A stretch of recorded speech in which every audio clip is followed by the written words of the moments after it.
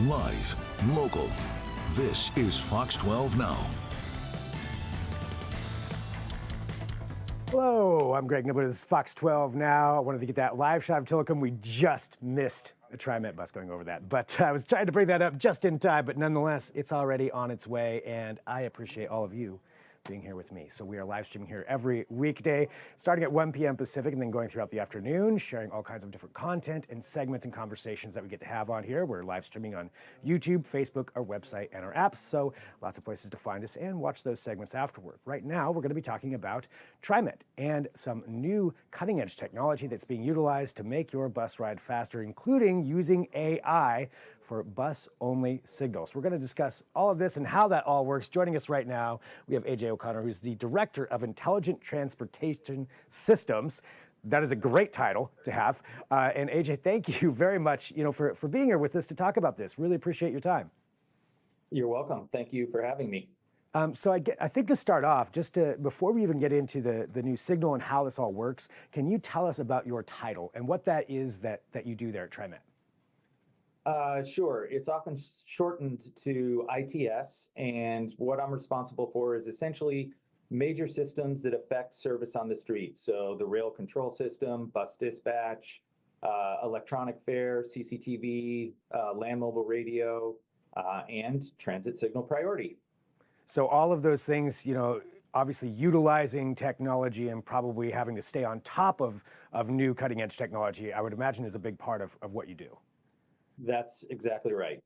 Yeah. And so talking about, the utilization of technology to increase the speed of buses or decrease, the wait time and the time that people are on there. Let's start from the beginning here about this project in particular. And can you tell us what was the beginning of this?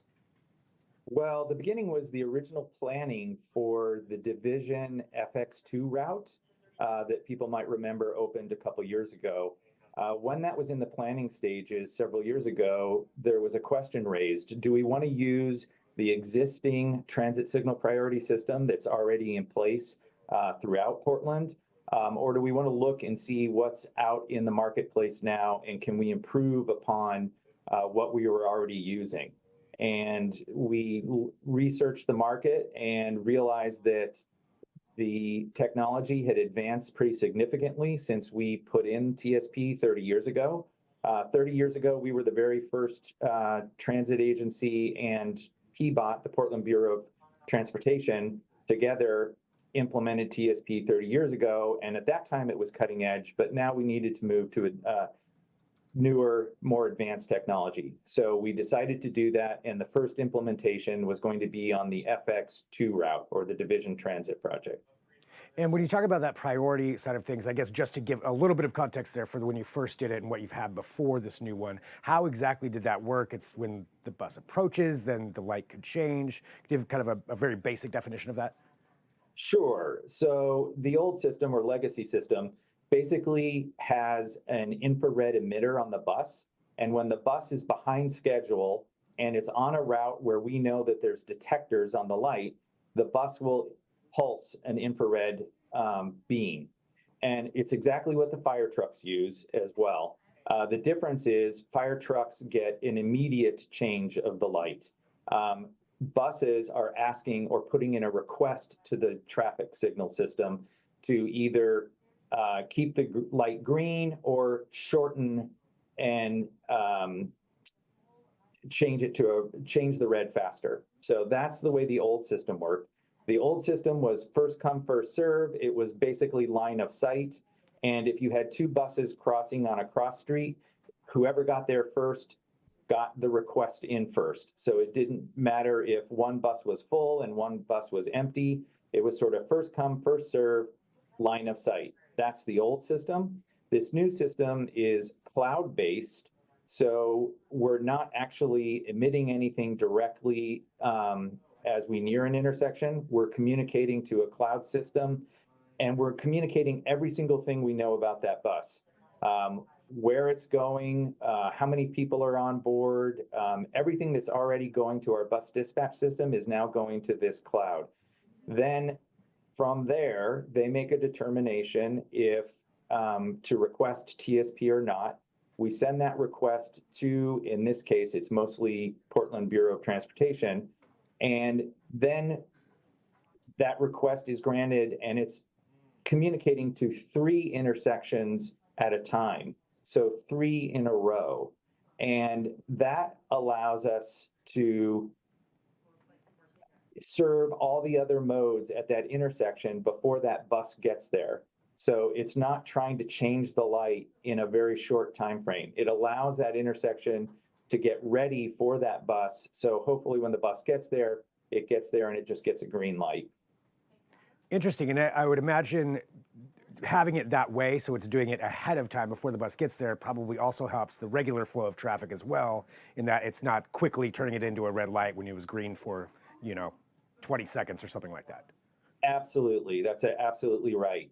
And the Portland Bureau of Transportation have traffic engineers that put in a lot of work with their computers at those intersections to help make sure that happens, that it's not disrupting side traffic, or it's disrupting it as minimally as possible. And when it comes to, I want to talk a little bit more about the tech, but when it comes to actual times that people are, I guess, wait times or time that people are on the bus, do you expect that this is going to make for faster service, faster trips? It absolutely made for faster service. We have shown that on the FX2 first major implementation of this new TSP. The other advantage of this new TSP is we get reams of data on exactly how it's working, where on the old system, it was much, much more difficult to determine how successful we were. Now we really know we're successful, and we absolutely are making the system more reliable and speedy on FX. And for having this kind of technology being cloud-based, I'd imagine it's a whole upgrade to everything that you have on the traffic lights. Correct me if I'm wrong on that. But with that, how much is involved, I guess, financially and just construction-wise to upgrade everything to something like this? That's a really good question. For the transit agency, most transit agencies have a bus dispatch system. And part of that is that there's a computer on the bus. So from TriMet's standpoint, we didn't have to add a lot of equipment. We just had to make some software changes to the bus to send all that data to the cloud. And for the traffic agency, for PBOT or ODOT that we work very closely with, they're not having to add any additional equipment on their lights. They're just having to change the programming of their computer, which is called a traffic controller, that's in those signal cabinets that you see that are sitting next to traffic lights. Wow, that's great. So hardware-wise, really not much needed to change to make this kind of an upgrade. That's correct. I mean, you want a modern traffic controller. So if you have a computer that's from if you have a traffic controller that was put in the 1970s or early 80s, then PBOT or ODOT will probably have to upgrade that controller. But overall, yes, it's very easy to implement without a lot of additional equipment. And currently, where you mentioned it, but I just wanted to clarify too, where this is being implemented right now. There's FX2. Any other locations that's currently being used? So FX2 is the longest route. We just turned it on a few locations on Hawthorne, and Capitol Highway will also soon have a few lights or a few intersections where it'll be in use. And is this something that you're going to be studying right now to determine if that you're going to implement other places, or is this just the first part of a mass citywide, essentially, or TriMet-wide changeover to this system? It is the latter. We are going to be changing this and moving off of the old system and into the new system over time. It's going to take a while. But whenever we make a major change to a line like 82nd, we're going to be doing the FX treatment on 82nd. TSP will be part of any major renovation like that. We're also working with our partners like PBOT to look at specific areas where there's bottlenecks and where we can do what we're referring to as kind of a spot implementation, a more limited number of intersections. And the two I just mentioned previously, Hawthorne and Capitol Highway, are examples of that. where we're doing it kind of in a spot treatment.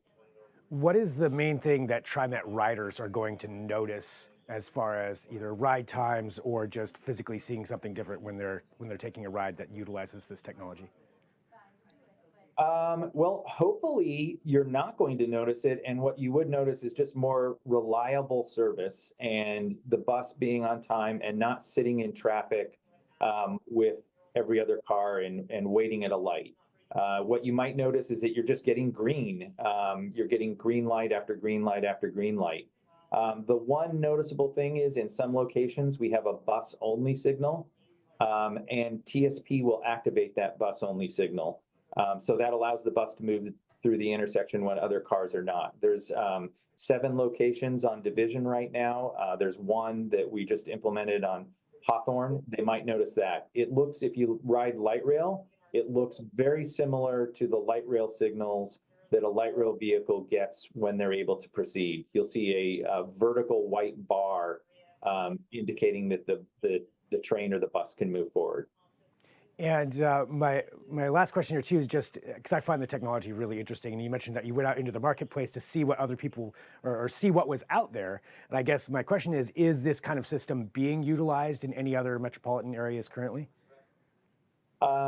Yes, we were one of the very first. You can use this system for emergency vehicle preemption as well.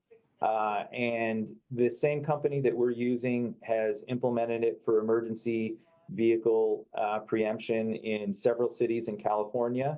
And this is going to be implemented, the same system is going to be implemented in parts of Seattle soon. And many other cities are in talks to implement it. This is really a groundbreaking advance in transit signal priority. And lots of people are watching what we're doing. Well, that's great. I mean, it's really exciting, and utilizing that technology for something that's going to help, sounds like pretty much everybody out, whether you are somebody who's driving in your car or TriMet, riders certainly getting the benefit of this service. Anything else that you think people should know? Yes, it definitely helps our climate impacts as well. When we implemented it on Division, we implemented it with funds from a grant from the Federal Highway Administration, partially. And part of that grant requirement was to turn off TSP so that we could study the effects of when it's off and when it's on. And since we had a dedicated fleet on this particular route, we were able to measure the difference in the amount of fuel that was used when it was on and when it was off. And we definitely used less fuel when it was on. So it has, and consequently, if you're using less fuel, you're producing less emissions. So it not only does it make transportation more reliable and faster, it also has a definite carbon footprint impact as well. So it sounds like multiple benefits then coming out of Yes. this use of technology. Well, I love to see that when technology is helping things out and changing things for the better. So I want to say thank you very much for joining today too, to explain this and help everybody who's watching to just get a little more educated about what this system is and what some of these benefits are. And AJ, thank you very much for being here today. You're welcome. Thank you. And for everybody watching, again, this is Fox 12 Now, so these are part of the conversations we get to have, a little bit of a longer discussion than you may see on our other news programs. But of course, that is coming up at 4 o'clock, our regular news. Between 1 and 4, you've got Fox 12 Now, and we cover a wide range of topics and segments on this show. So I appreciate you being here. I recommend downloading the Fox 12 Oregon app. You can watch all of our segments there and also, take a look at some of the other conversations that we get to have and topics that we cover. But we are on Facebook, YouTube, and our website as well. So all places to find this show. If there's breaking news between 1 and 4, we will have that for you as well. But we're going to sign